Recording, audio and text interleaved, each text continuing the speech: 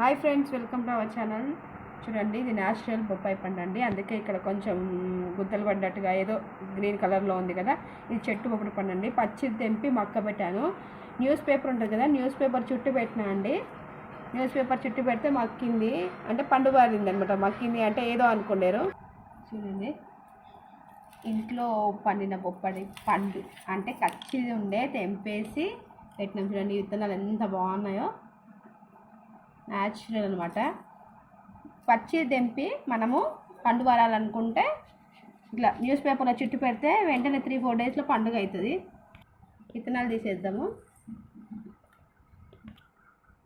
ఇవ్వండి, పండు టేస్ట్ చేసి ఎలా ఉందో చెప్తాను. కొంచెం చాలా స్వీట్గా ఉంది, చాలా బాగుందండి. న్యాచురల్ పండు. ఓకే అండి, నవీన్ వస్తే ప్లీజ్.